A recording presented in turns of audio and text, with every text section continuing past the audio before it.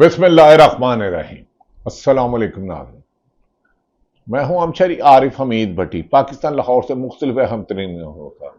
ناظرین، حکومت نے جو پی ٹی آئی اور پاکستان کی آزاد جمہوریت کے خلاف، آزاد عدلیہ کے خلاف، میڈیا کی قدغن پر جو جال بچھایا تھا اس میں پھنس گئی، خود بحران میں گھر گئی۔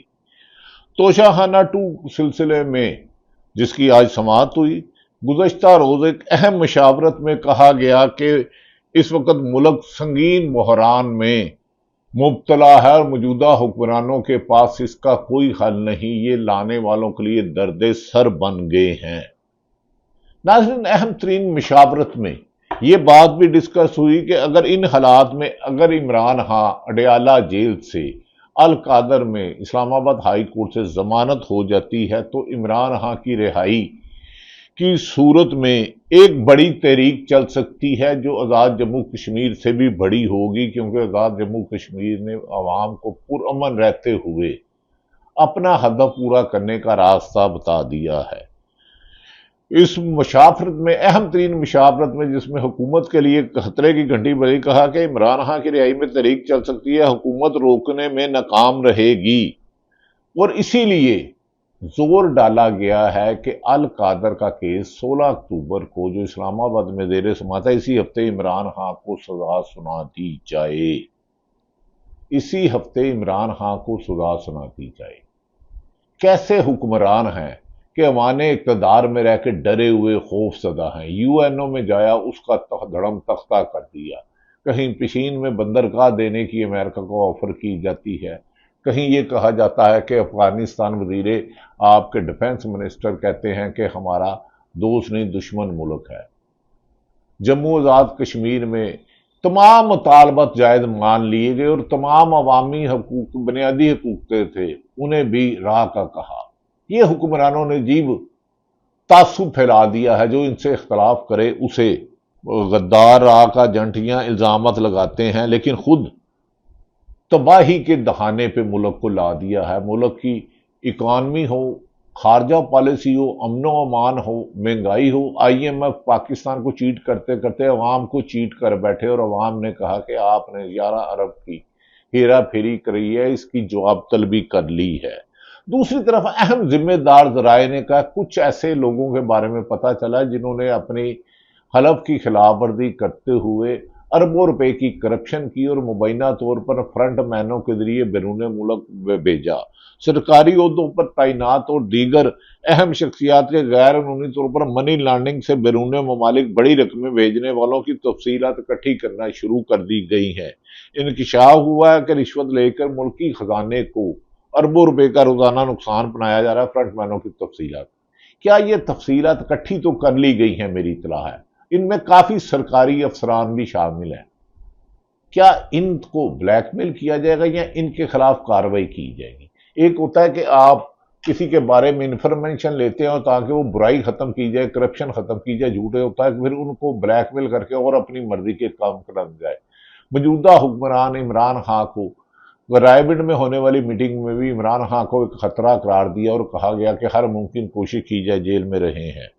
لیکن ناظرین، بند کمروں میں ہونے والی میٹنگوں میں موجودہ حکمرانوں پر عدم اعتماد کیا جا رہا ہے۔ اب کیا جن کے بارے میں اربوں روپے کی کرپشن ثابت ہو گئی، ان کی پاکستان میں بھی انویسٹمنٹ ہے؟ جب وہ ان سرکاری عہدوں پر فائز تھے ان کی کیا حیثیت تھی، اور اس دوران کس کس ملک میں کتنے پیسے بھیجے، کہ یہاں گمنام بے نامی پارٹنر کس کے ہیں؟ اس بارے میں 3 لوگوں سے ہماری خود بات ہوئی جو اس میں تفصیلات لے رہے ہیں۔ ہمیں یقین ہے کہ یہ انفارمیشن ملک میں کرپشن کے خاتمے کے لیے ہوگی اور عدلیہ کی بحالی کے لیے بھی۔ دوسری طرف آج دوائیوں میں 700 گنا اضافہ کر دیا گیا۔ غریب آدمی اب بچوں کی روٹی اور بجلی کا بل کرایہ تو درکنار، تعلیم اور صحت سے محروم ہو گیا، اور دوائیوں کی قیمتوں میں نہ ختم ہونے والا اضافہ، غریب آدمی بیماری کی بجائے موت مانگ رہا ہے۔ یہ حکمران ہیں سوشل میڈیا۔ دوسری طرف ناظرین، جسٹس اعجاز اسحاق خان کا چیف جسٹس سرفراز ڈوگر کو لکھا خط میں سخت تنقید سامنے آئی ہے۔ خط کی کاپی تمام جج صاحبان کو भिजवा दी गई है। जस्टिस सरदार एजाज इसाक ने इस्लामाबाद हाई कोर्ट के फुल कोर्ट मीटिंग से मुतल्लिक अपने ख्यालात का इजहार किया है और इन सवालात का जवाब भी पाकिस्तान की बुनियादी इंसाफ पर मबनी होगा। उन्होंने कहा, मुझे अपने मौजूद साथियों जस्टिस मोहसिन अख्तर कियानी और जस्टिस समन रिफत इम्तियाज की इख्तलाफी तहरीरी आरा बाहवाला फुल कोर्ट मीटिंग मोरहा 3/9/1925 को पढ़ने का आजाद हासिल हुआ कि इनमें इख्तलाफी राय से भरपूर इत्फाक करता हूं और चूंकि वो मुद्दल है तहरीरी आरा मेरी की वजूहात इख्तलाफ की तकरीबन मुकम्मल अहाता करती है, लिहाजा मैं इन सब नकात पर एक इजाफी नोट लिखने की जरूरत महसूस ना करते हूं, लेकिन एक इजाफी मुशाहदे का जिक्र करना चाहता हूं, जिस पर उन्होंने हुकूमत की फटियां उकेड़ दी। अलीमा खान ने इमरान खान का क्या पैगाम है? अलीमा खान ने इमरान खान ने हिकमत अमली बना ली है कि वो किसी भी सूरत इस हुकूमत के आगे सिलेंडर नहीं करेंगे। नाज़रीन, दूसरी तरफ गुज़श्ता रोज इमरान खान का तोशाखाना 2 का केस की रावलपिंडी के इंसादात अदालत में केस हुआ। तोशाखाना 2 केस की समाअत स्पेशल जज सेंट्रल ने डयाला जेल में की। बानी पीटीआई इमरान खान बुशरा बीबी को हत्या अदालत में पेश किया गया। बानी के वकील कौंसलीन फैसल मुफ्ती ने तकासे के आखिरी गवाह मोहसिन हारून पर जिरा की। खुद ही गवाह, खुद ही मुद्दई, खुद ही गवाह बनाए गए और खुद ही फैसला देंगे।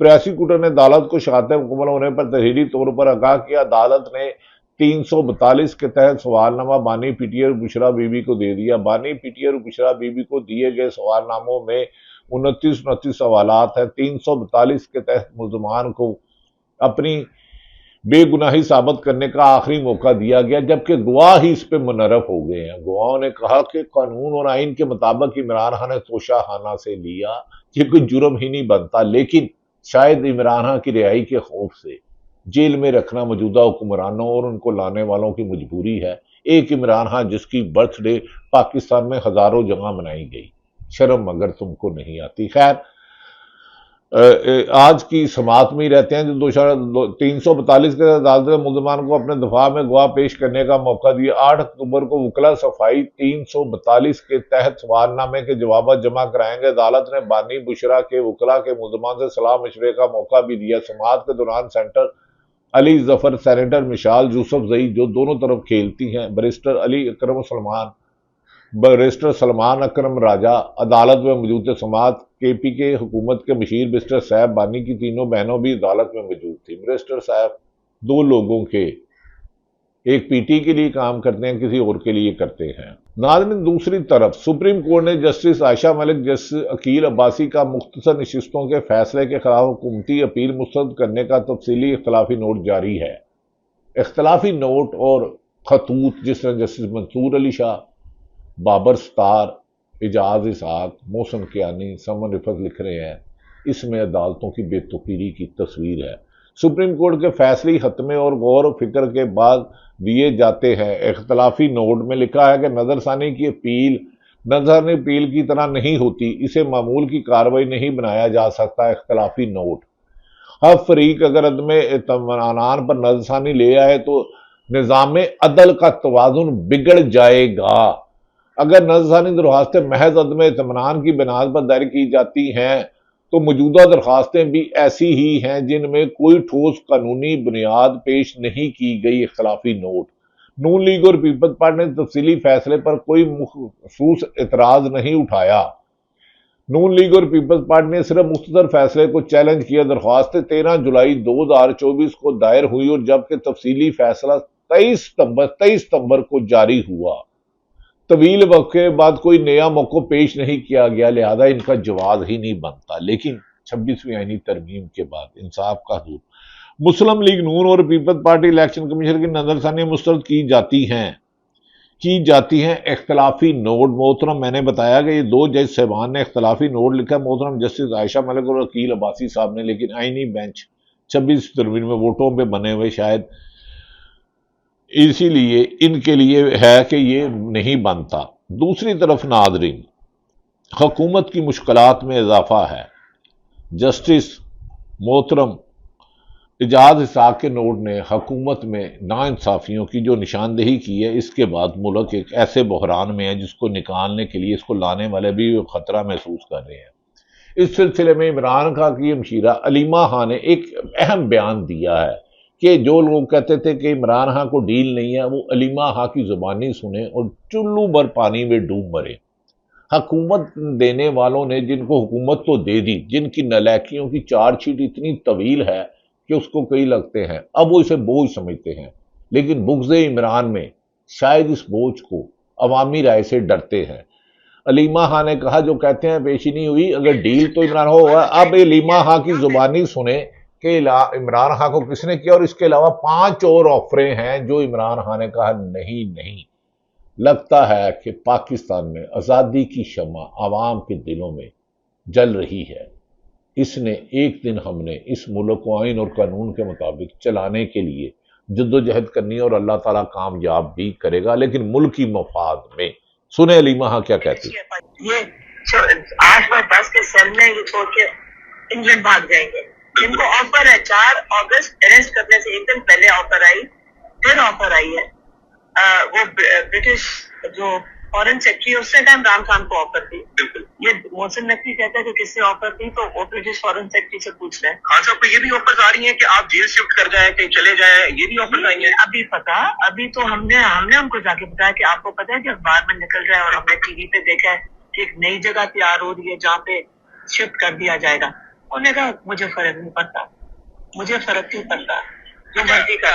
دیکھیں وہ کہہ رہی ہیں کہ خان صاحب کو بتایا کہ تمہیں کہیں اور شفٹ کر دیا جائے گا اور ایسولیشن، انہوں نے کہا مجھے کوئی فرق نہیں پڑتا۔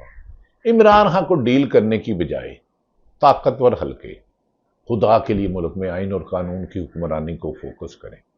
جب آپ ملک کی مفاد میں فیصلہ کریں گے، ملک کی عوام کی رائے کے مطابق فیصلہ کریں گے، تو ملک ترقی کرے گا اور موجودہ سنگین بحران سے نکل جائے گا۔ کبھی IMF کو چیٹ کرنا، کبھی لفظوں کے گورکھ دھندے سے اکانومی کو آگے پیچھے کرنا ملک کی مفاد میں ہرگز نہیں۔ اللہ تعالیٰ پاکستان کا حامی و ناصر ہو۔ پاکستان زندہ باد۔